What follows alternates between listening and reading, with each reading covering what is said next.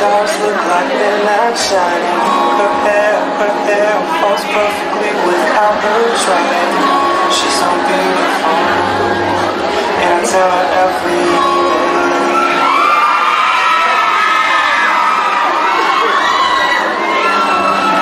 And now, may it go on candidate number 1.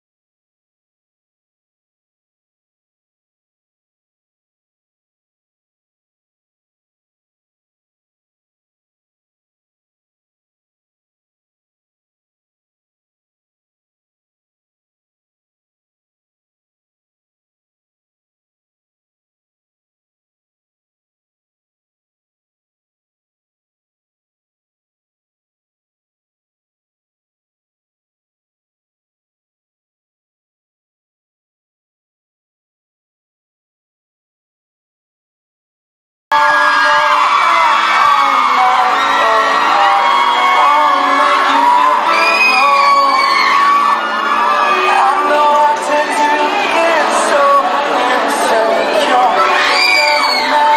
die-hard pageant fans waits for this portion with bated breath because, as everybody knows, this really could make or break a contestant. That's right, Ara. Oh, wow, I see many die-hard fans here, right?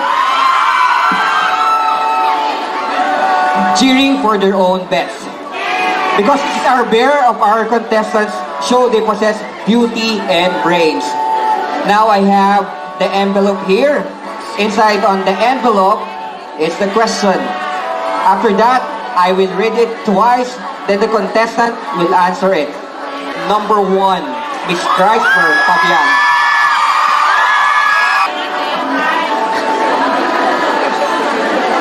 How could you convince the audience and the board of judges that you deserve the title for Miss Champion 2014? Thank you for that wonderful question.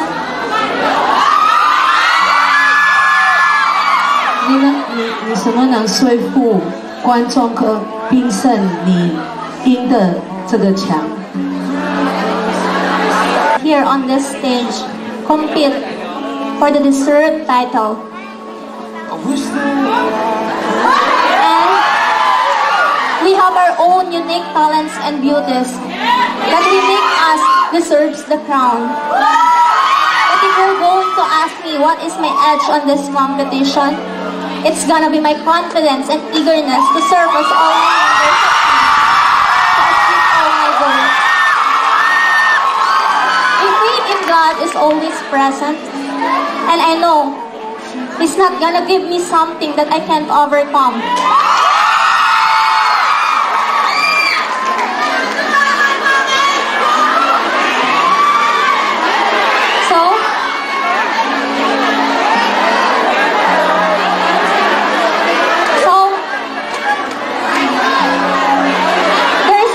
That I'll be proud of.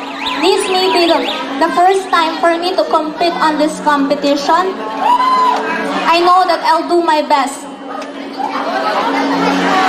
And I went beyond that I thought I could do. So I deserve to be recognized with or without a crown. That's all. Would you like to be born as a man or a woman in your next life, and why? 你下辈子想要变成男生或女生，为什么呢？ First, I would like to thank you to all the supporters. My answer is yes, because being a woman is about playing different roles in all times in life. Nothing beats more than experiencing the motherhood in the parenting stage. That's all. Thank you. Now please come forward, Miss Candidate number 3, Babylyn Quijano. How do you plan to celebrate after winning the title of Miss Champion 2014? Good evening, everyone, especially to our beloved Board of Judges, Wan Shanghao.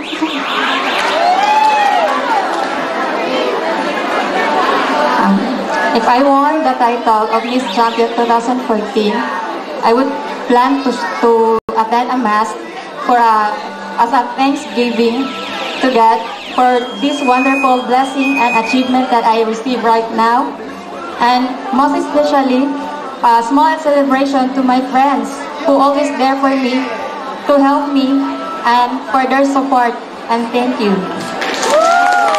And now, moving on to candidate number 4, Miss Alona Ginoo.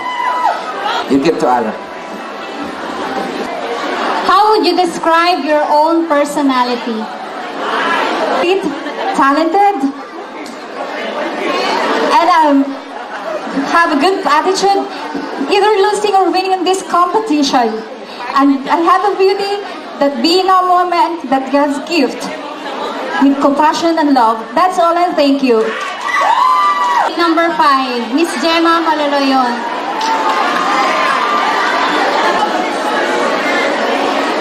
Imagine that you are left deserted on an island. Given a chance, what or who would you like to accompany you? Imagine that you are left deserted on an island. Given a chance, what or who would you like to accompany you? Island and given a chance who and what to bring, I will bring 3 things. First is the water, second is the lighter, and third is the Bible. Water is serve as water will use to throw my throat from thirsting, and lighter is used for making fire for survival, and water for spiritual life. And I think I wouldn't bring anyone just to harm and just to be with me. I think it's enough. It's only me in the desert island. Now, guys, you know the routine. I have the envelope here, and I will read the question twice. You answer it well. Good luck. Okay, let's recall on candidate number 1, Ervin Tagliobon.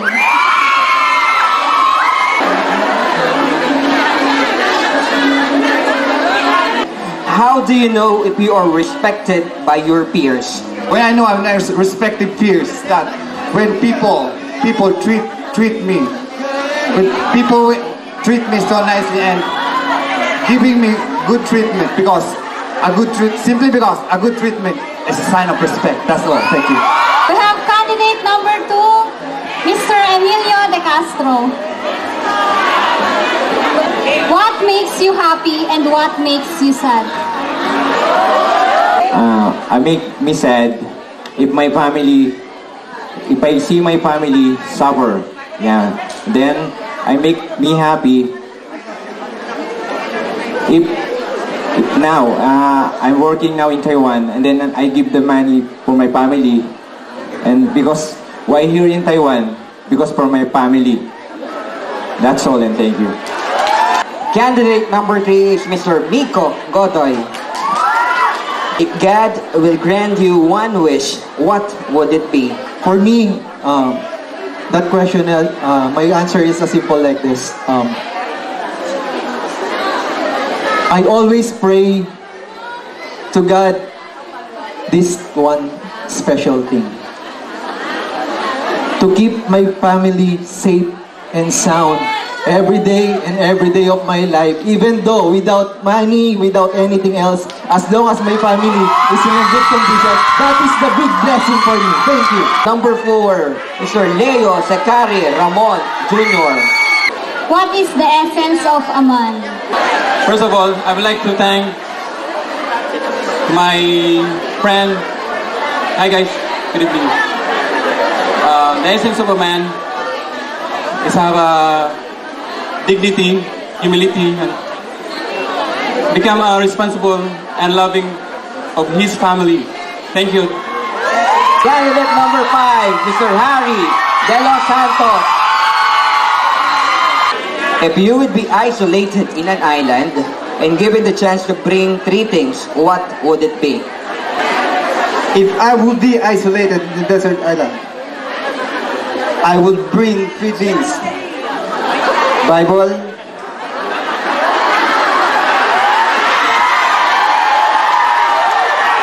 notebook and pen,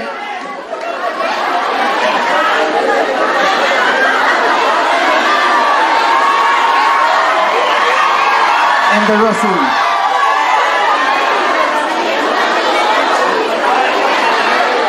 Why Bible? Because the Bible is for my spiritual life.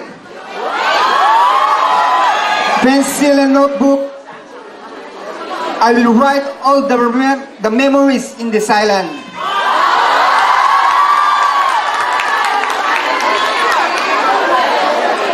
And the rosary for guiding me every day. That's all. Thank you. Ladies and gentlemen, on stage for a musical tribute to the beauty and grace of our candidates. Please welcome Mr.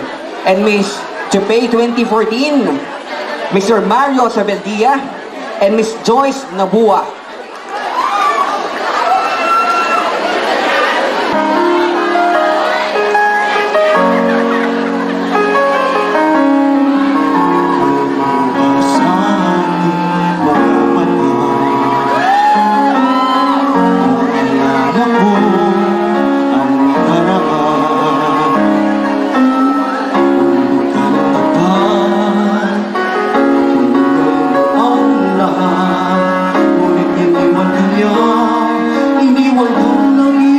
isa.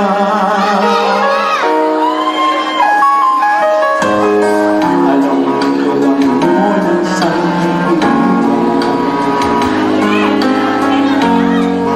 ano ang masasandalan.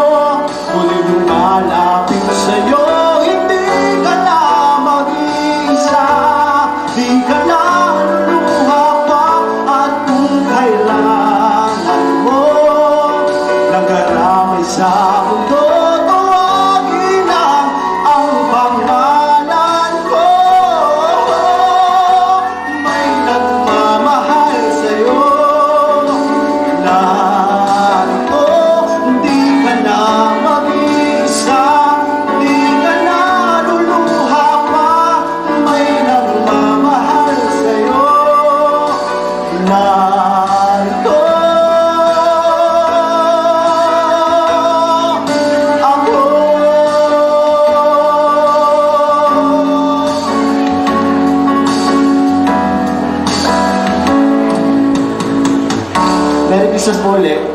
Ganda po. I reach for you. You seem so near yet so far. I hope and pray believe someday, 'cause I know down inside you are mine and I'm your true love. Or am I dreaming? How it hurts each time I try to say goodbye. You were there.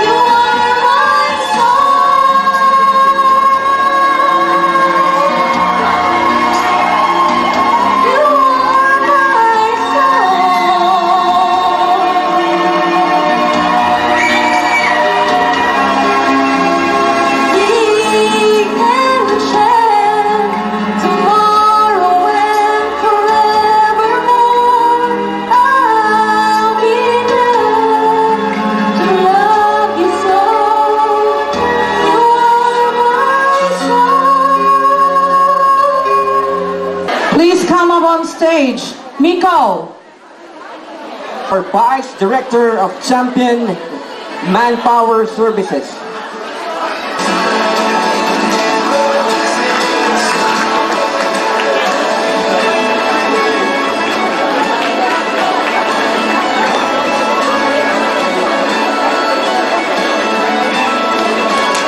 Thank you, Mr. Kenny Pan and Congratulations, Nico.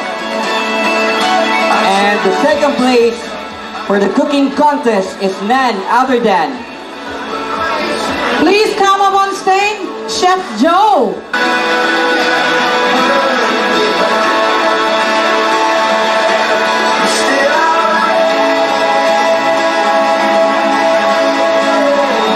The grand prize winner for the cooking contest is none other than Chef Jeffrey. Chef Jeffrey.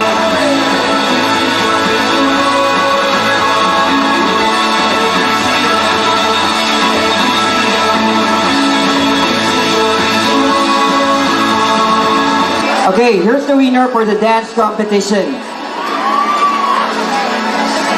Our third place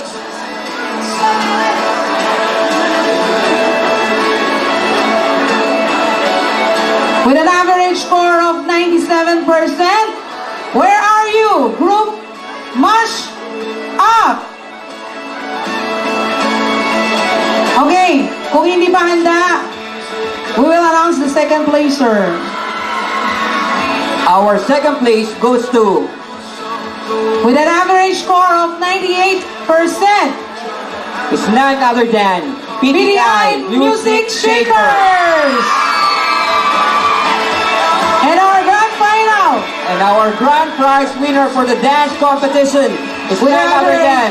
with an average score of 99%, it's Party Jammers!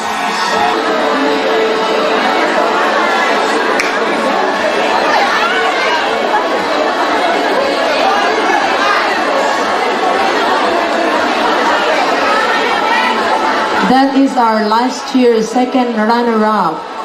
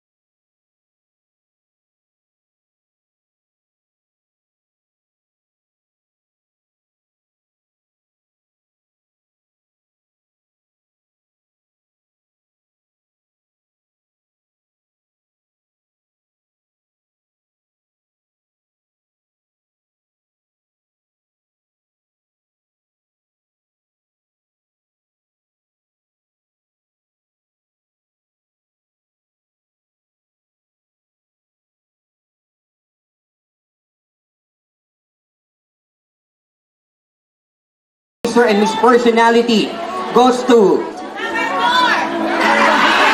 our Mr. Personality candidate number 3.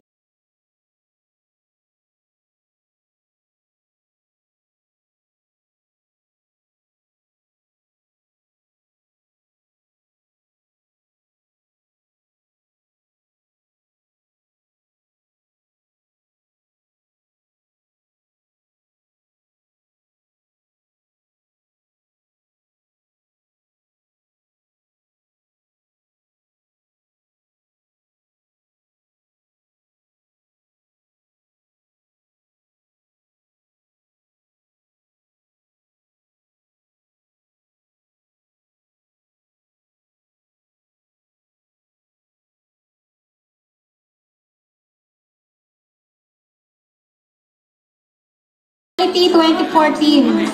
Here we go. Our Congeniality 2014. And Miss Congeniality is none other than male candidate for 1, Urban Tagyobon. For female candidate, number 2, Jessa Penipona. For your information, ang nagboto po nito ay ang mga candidates themselves.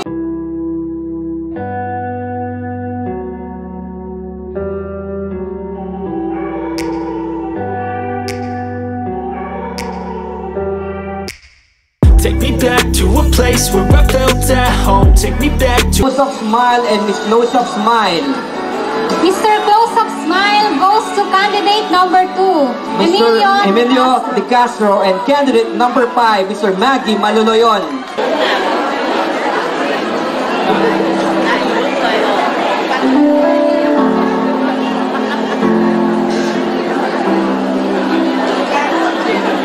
And for the Mr. and Miss Flawless candidate 2014, our Mr. Flawless is none other than candidate number 4, Leo Sicari Ramon Jr.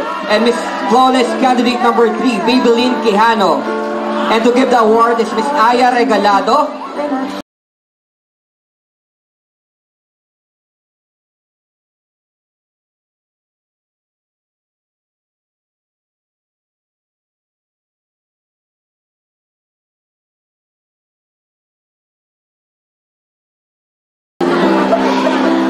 To give up our male best ramp model 2014 and female best ramp model is none other than candidate number 3, Mr. Miko Godoy and Miss Alona Ginoo.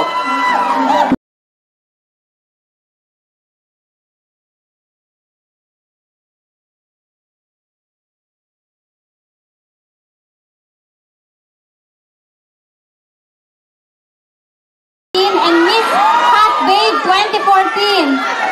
Is none other than candidate number 5, Mr. Harry De Los Santos. Wow. For Miss Hot Babe 2014, also candidate number 5. Miss Maggie Maluloyon.